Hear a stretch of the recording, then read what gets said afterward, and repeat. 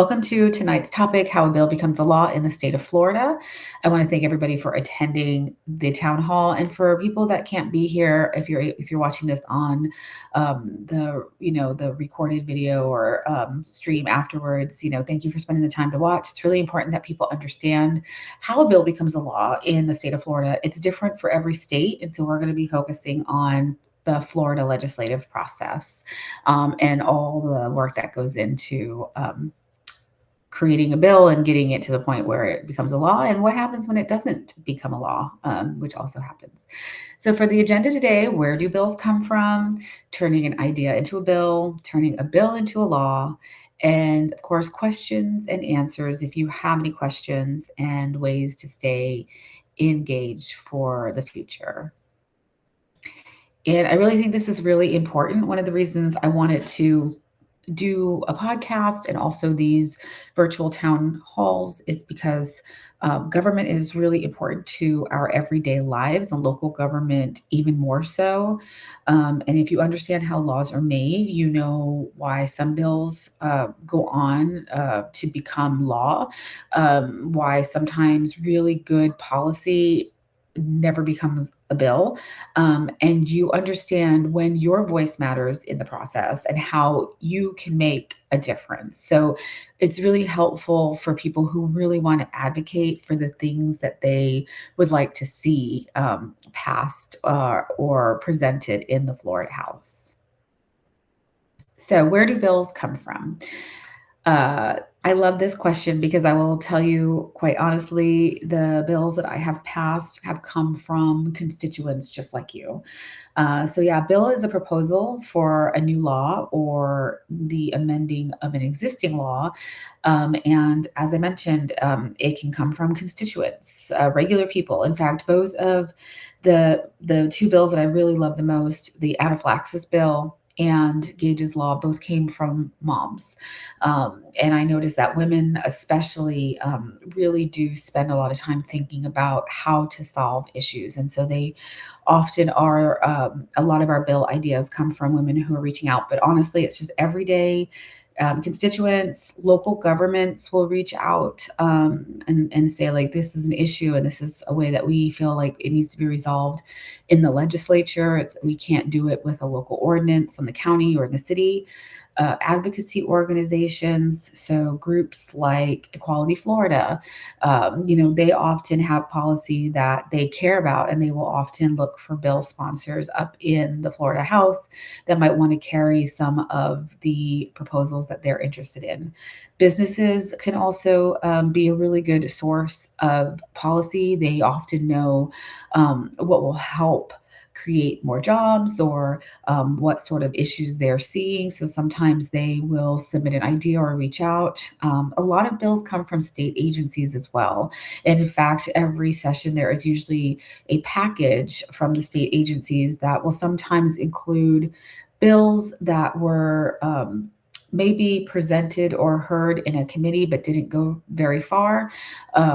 They will be amended on to the bill later on in the process, or they're an idea for a bill. And so, a really good example is when I first was elected, there was a horrible explosion in a warehouse that housed fireworks, and it was in the district, and it unfortunately resulted in a few people dying. And we wanted to look at the statute for firework safety and see if we could modernize it. And we, took some of the ideas that we saw. There hadn't been an update to some of the statutes since like 1996. And we thought that this might be a good place to file a bill. But as it turned out, we had a conversation with the CFO's office, and they were able to include that into their agency bill. So while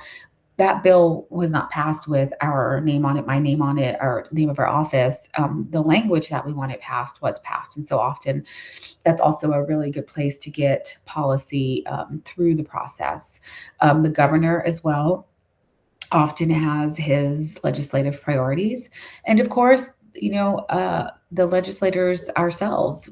We often will come up to Tallahassee with ideas or things that we have experienced or encountered, depending on what field we've worked in or other things that we've done.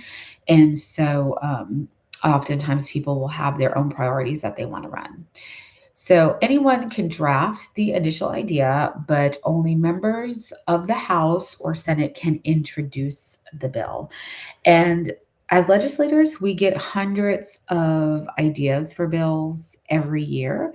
But in the Florida House, members can only file 7 bills um, per legislative session. And in some cases, we are able to file one extra bill that is a repeal of a previous bill, and they won't have that count towards the 7 bills that we are able to file.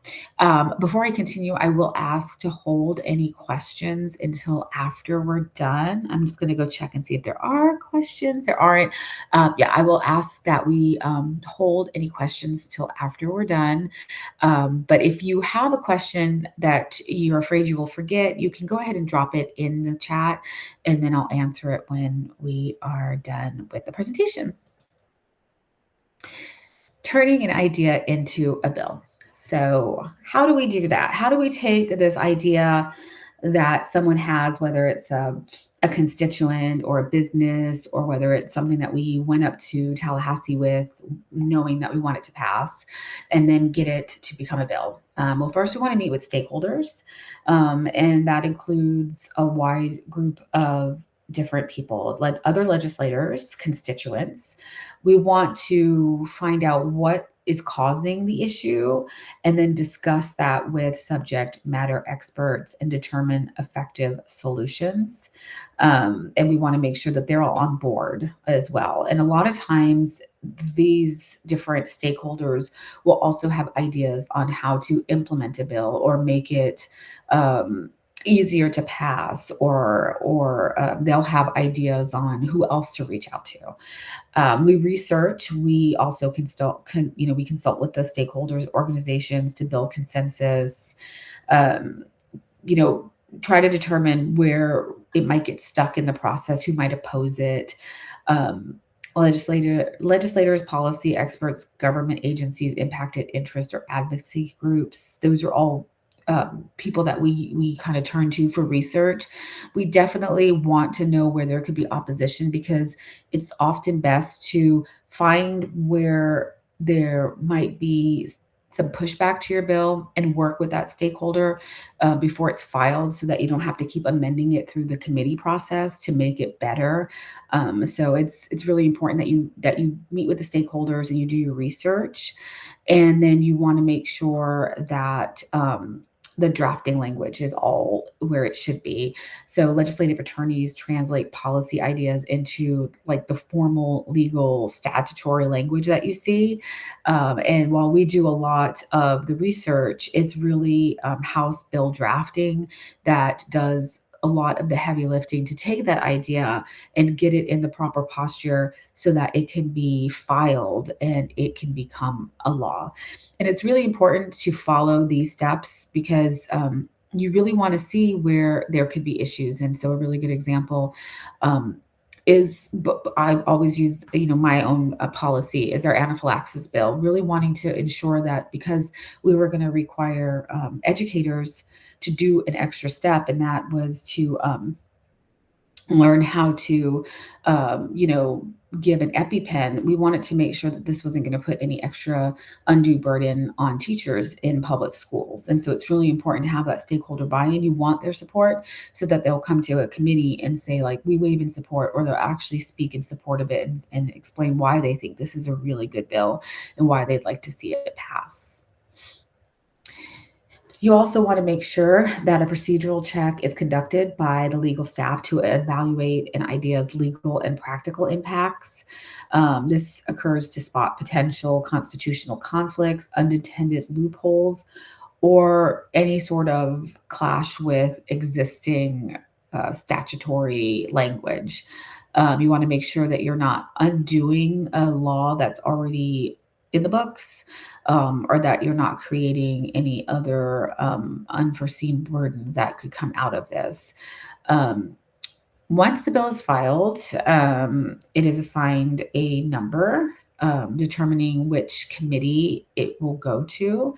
Um, and so that is when it gets referred to the different committees.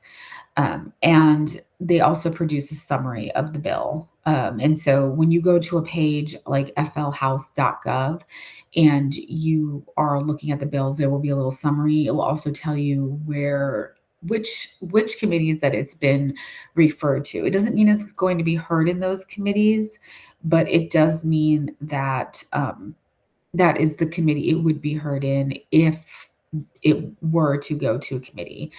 I know that I wanted to share the contacts for that as well, and I for some reason, it didn't come up, I think, when I pasted it. I wonder if there's you can't paste too much. So let me see if I can copy and paste. I wonder if there's, like, a limit on the, number of characters you can. I'm still fairly new to Substack, so let me paste this in here. Let me see if that shows up. Yeah.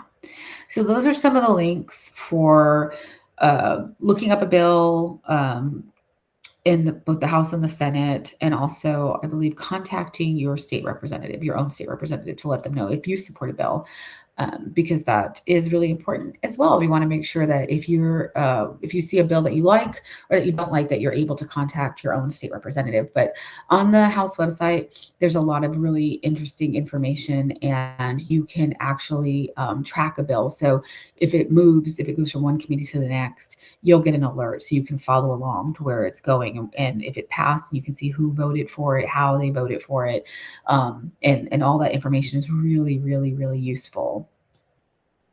So what I was talking about before is the committee references. A lot of people don't know that this exists. This is the formal process of assigning a bill a committee or subcommittee for editing and analysis. It has to go through at least one committee to even become an amendment to be put onto another bill, but it has to go through all the committees in order to get onto the House floor. Um, they might be under multiple committees.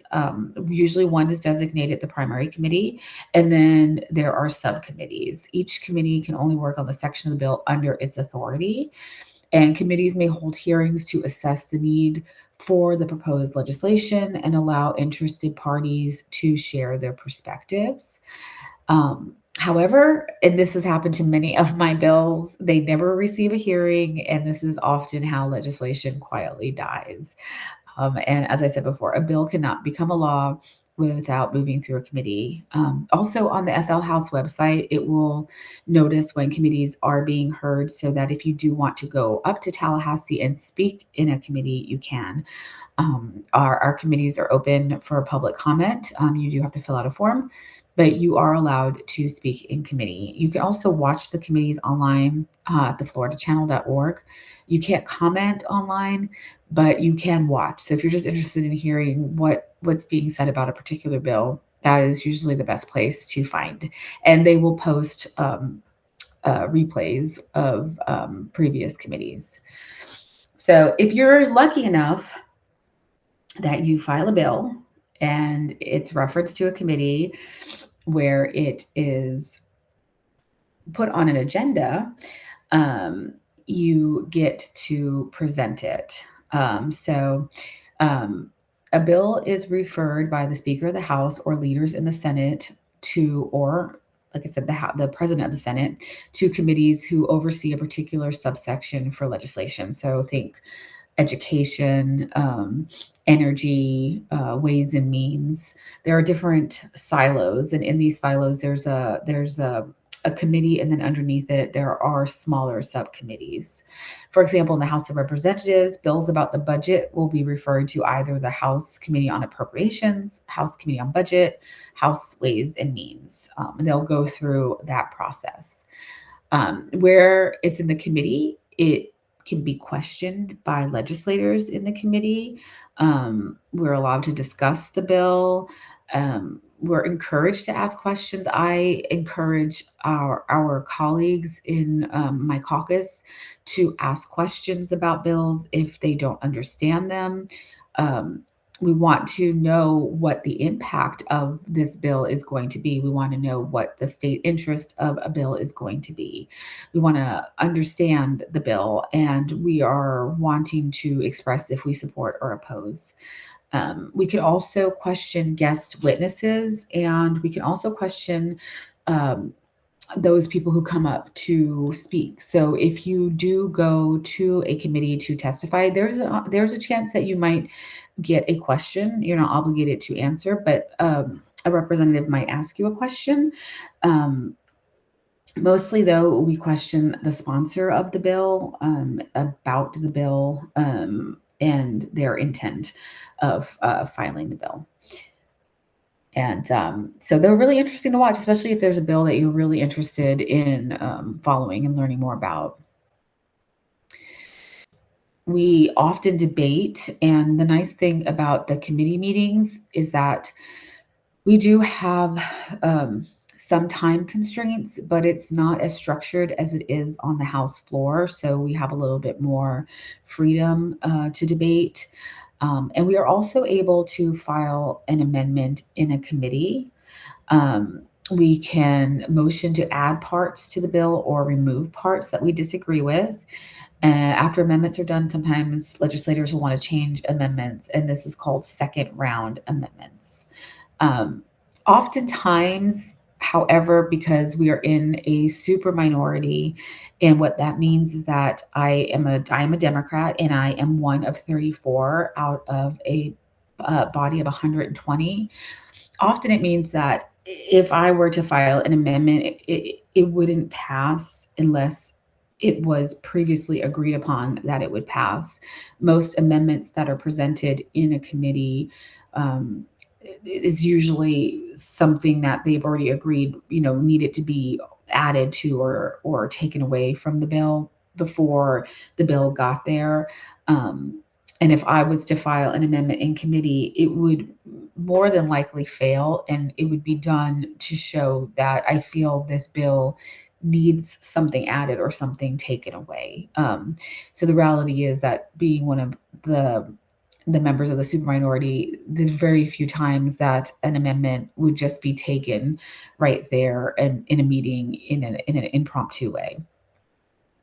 So once all the sections of the bill have been reviewed and amendment, and we've discussed it and we've asked our questions, we will vote. And if it passes, it usually gets on to the next committee, or if it's made it all the way through, its committee stops, it will go to the final committee, the Rules Committee, where it could be placed onto the House floor. So, why do amendments matter? Well, you might be surprised to know that as legislators, we are not perfect. And I am being sarcastic there because we are very human and we are not perfect. And so, amendments do provide a method for other legislators to correct the work of our peers. Um, Even if we agree with the content of a bill, we might recommend a change that will improve it and make it better. It's a way for us as colleagues to compromise on bills. In a more perfect Florida House, there would be a lot more compromise because it wouldn't be so lopsided. And so we would be really able to add a lot of ideas or make a bill better because our process is deliberative and it's set up in a way that it really is supposed to be a place where there is a lot of compromise. I know it's frustratingly slow for so many people. They wish that things moved more quickly, but that is set intentionally by the writers, the authors of the Constitution. It's sort of supposed to be a slow process because there's supposed to be a lot of discussion and compromise, and trying to get the best product. Unfortunately, we are, as I said before, in a super minority, so it's difficult. Um, but that is really sort of the way it's supposed to work. And then finally, as legislators, we have to plan for the impacts of bills. um, and sometimes changes can have inadvertent effects that will impact constituents. And so having amendments make those negative changes less likely to affect real people. This is why it's really important to make sure that you do the first part of, before you even file your bill, that you have those conversations because I'm not a lot of things. I'm not a doctor, I'm not a lawyer, I'm not a teacher. And when you're filing legislation, there are sometimes, unintended consequences of the bills you file. Even really good policy can have a negative consequence somewhere down the line. And so you really want to try as best you can to catch them before that becomes an issue. But nobody's perfect, not in legislators and also stakeholders, and so there are possibly things that will get, overlooked or won't be caught, and so the amendment process allows us to fix things while the bill is moving through their committees. So the legislative process includes a substantial amount of behind the scenes work to make constituent priorities a reality. For many legislators, this includes a lot of meetings, negotiations, and working with people to create the best bill they possibly can. So there are a lot of meetings, there are a lot of negotiations, there's a lot of phone calls, there's a lot of working across the aisle, and there is, of course, lobbyists and constituents who are also part of behind the scenes. They're writing, they're sending emails, they're making phone calls, they're letting their representative know why they support or why they oppose a certain bill. So there's a lot going on behind the scenes while a bill is moving through the legislative process. And there's a lot more working across the aisle than people may actually realize. I don't know what the hard number would be, but I'm going to guess that upwards of 80 to 90% of the bills that are passed in the Florida House actually pass either anonymously, sorry, I am so tired, y'all, unanimously, or with a large majority, maybe just one or two people who don't vote for the bill for their own personal reasons.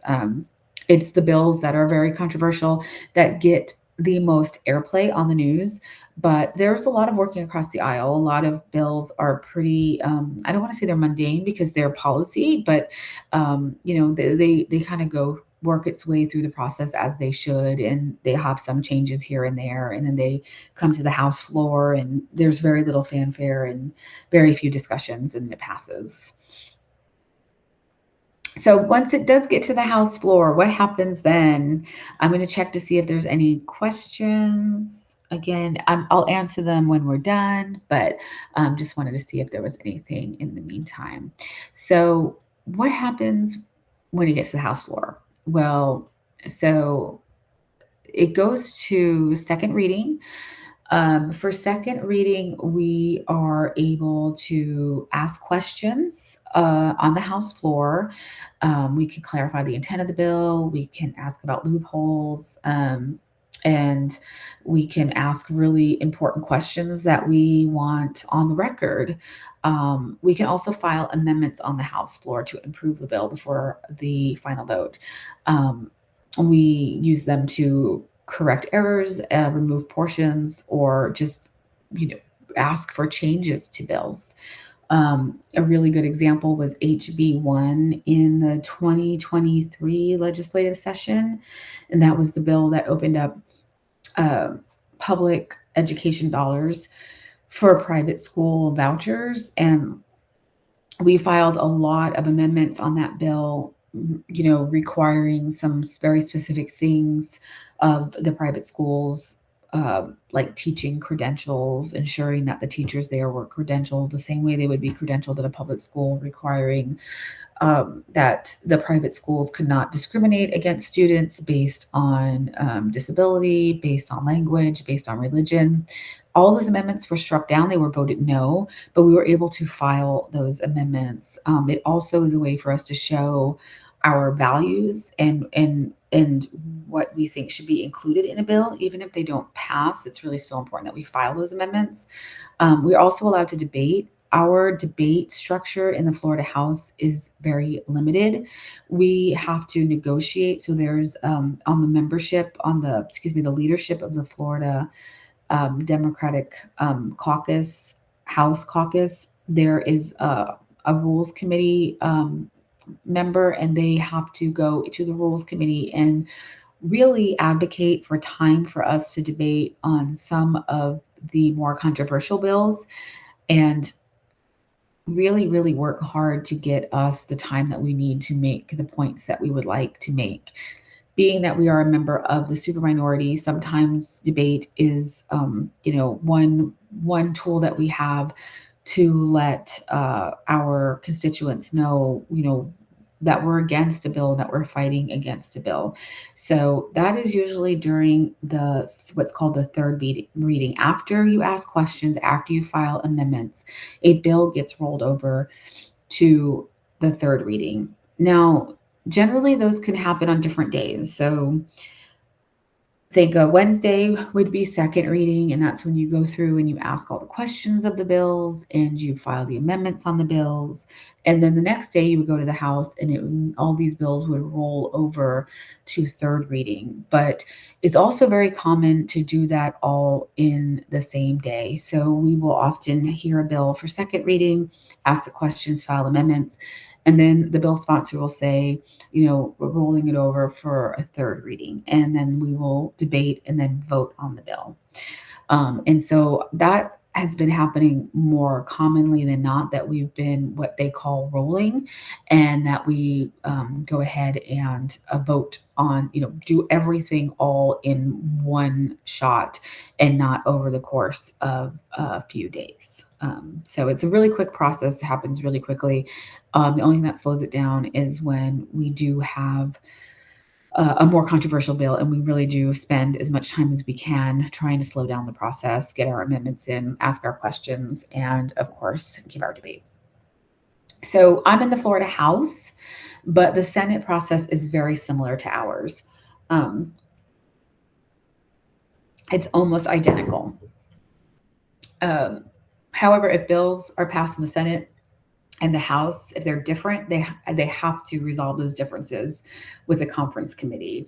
And so this is a group of legislators from the House and the Senate who are tasked with fixing problems, or one chamber adopts the changes of the other.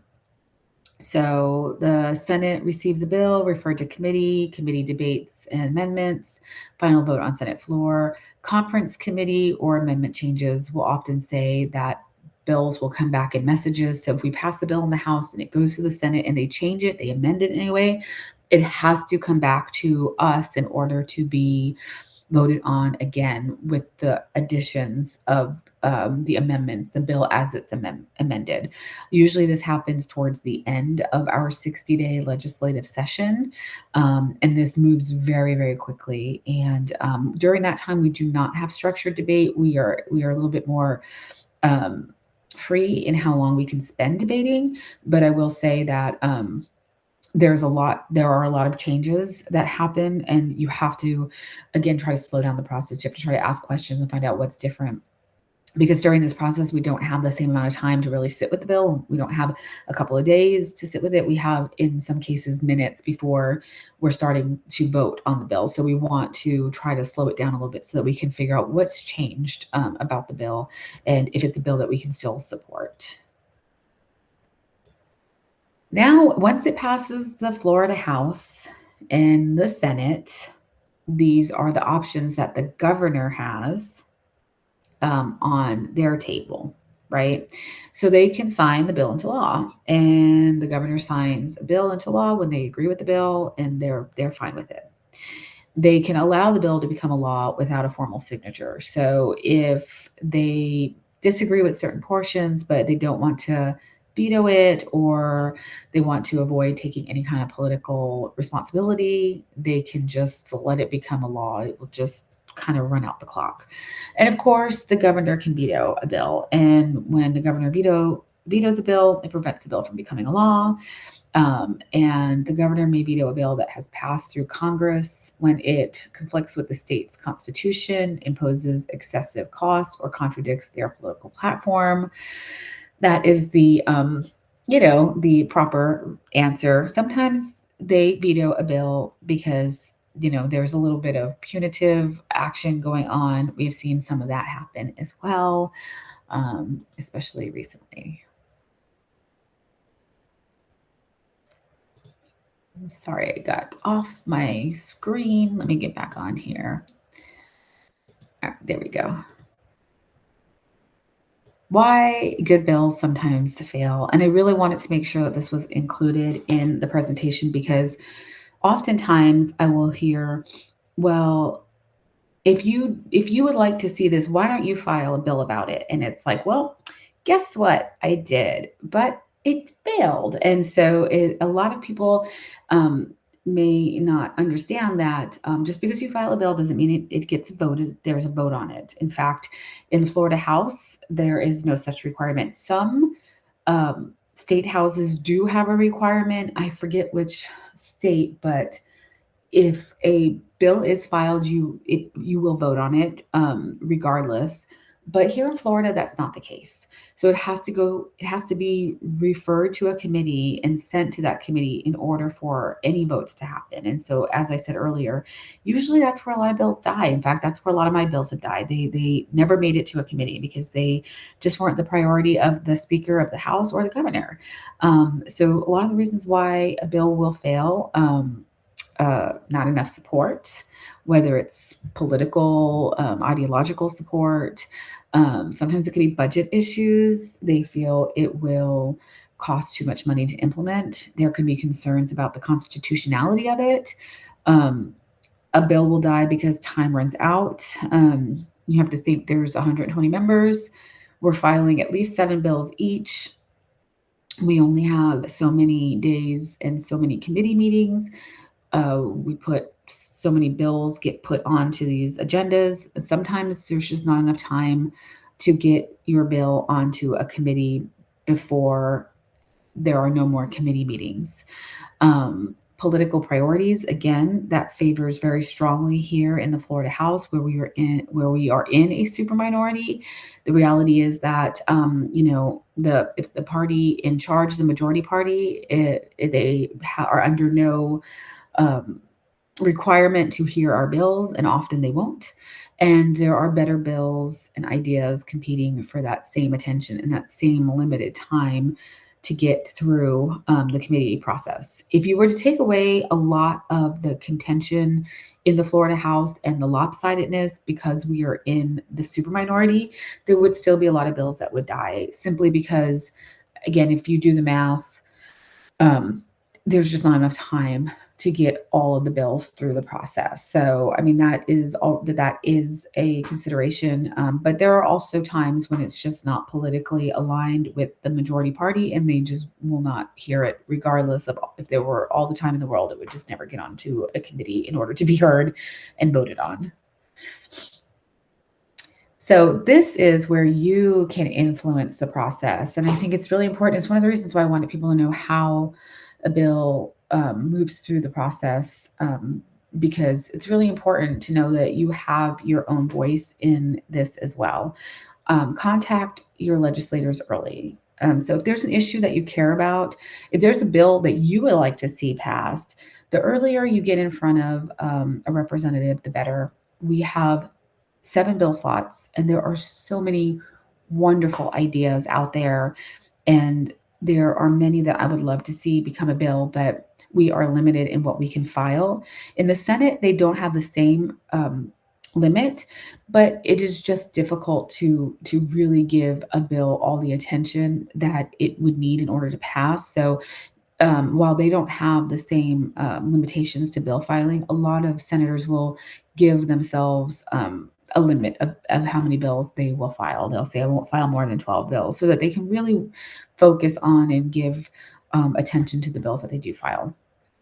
So you want to make sure that if you have a really good bill idea that you get in front of a legislator, you reach out to them, you have a meeting with them, and you let them know this is something that's really important to you before they've already filed their 7 bills for that session or have committed to those 7 bills. You want to attend committee meetings. It is really difficult to do that in the state of Florida. I understand. I mean, our state is large. The capital is way up in the panhandle of the state. Even from Central Florida, where I'm a representative in South Orange County, it still takes about 4 hours to get there. Gas is not cheap. Taking time off of work is not always possible. But if you're able to go up there, I encourage people to do that. If you're not able to go up there yourself, being part of an organization that does work to get people up there is also a great idea, because even if you can't make it up there yourself, maybe you can chip in $10 so that they can get a good group of people up there, so that there is a presence in the Capitol that is either opposing or supportive of a bill. Until there's a better way to get up to Tallahassee, sometimes we just have to be really creative in how we advocate. You can submit public comments, written comments, provide lawmakers feedback that can influence amendments and priorities. Email your elected officials, make phone calls. All of those things can be helpful. There have been bills that were bad bills that have died, and there's also been really harmful language in a bill. The bill itself might have passed, but some of the worst parts of it have been removed, all because of a big public pushback. And so it's really important that you do, do that advocacy when you can, and stay engaged all year. Build relationships with elected officials. Follow legislation on flhouse.gov.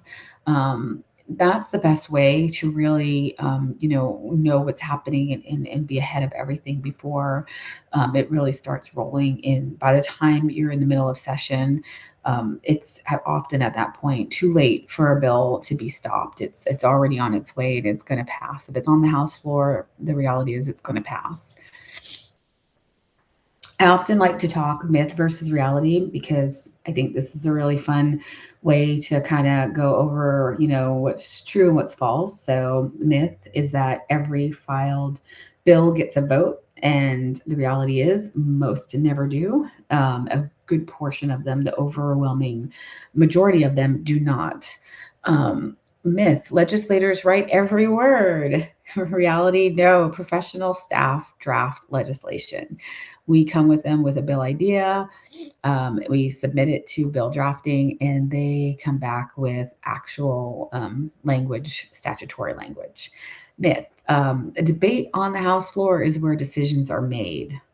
Reality, most work happens long before the floor debate, and most decisions are made long before the floor debate as well. Myth, calling after final passage of the bill changes the outcome. Reality, earlier engagement is usually much more effective. Once you've hit, the final passage of a bill, as I said, once it hits the floor and once it's on final passage, it is often too late. People have already made their decision. It's going to be heard and it's going to pass. All right, now I'm going to open it up for questions and answers. If you have any comments or concerns. Back to my Substack. Are there any questions that you have about the legislative process in the state of Florida? It can be a lot, and it's also really important. And, the fact that all 50 states have their own legislative process is also just, I think, a lot for people as well. It's something that a lot of people don't realize. Each state kind of does things their own way.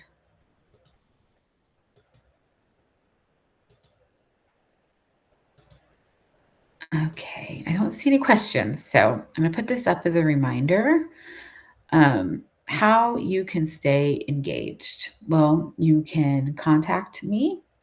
You can also reach out to our legislative staff and our district staff, james.williams@flhouse.gov and michaela.sierra@flhouse.gov. James is our legislative aide. So all things policy, if you have a really good policy idea, if you have a question about policy, if it pertains to legislation, James is definitely your go-to to speak with.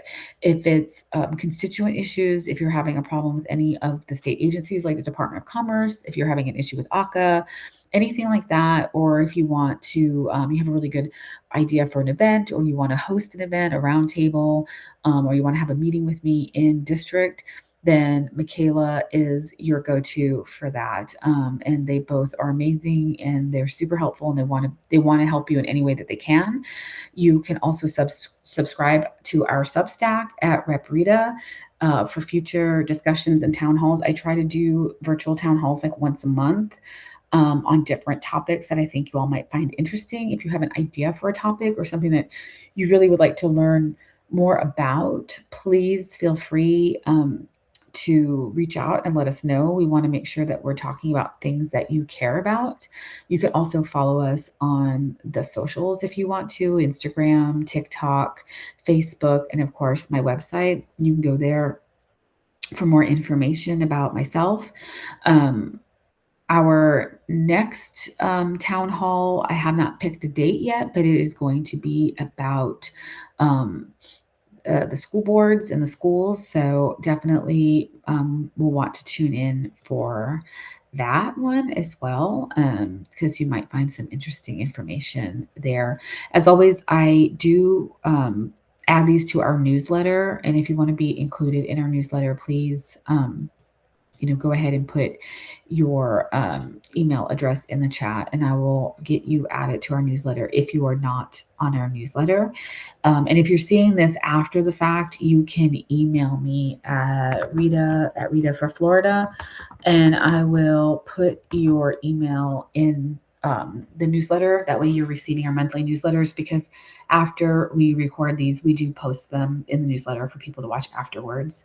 And so that way you can have access to all of the information there. Or if you're here and you would like to watch it again because it was a lot of information, you can do that as well.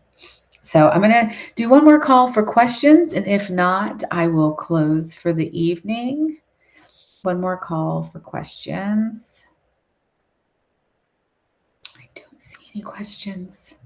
Is this still a new forum for me, a Substack?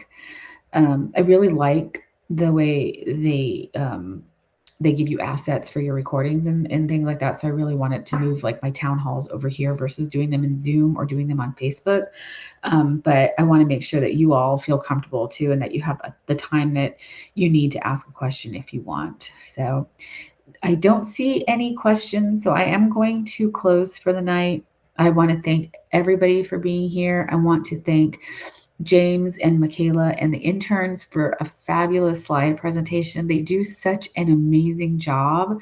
They take all the information, all the things I want to talk about, and they put them on these slides so that they're easy for you all to follow along.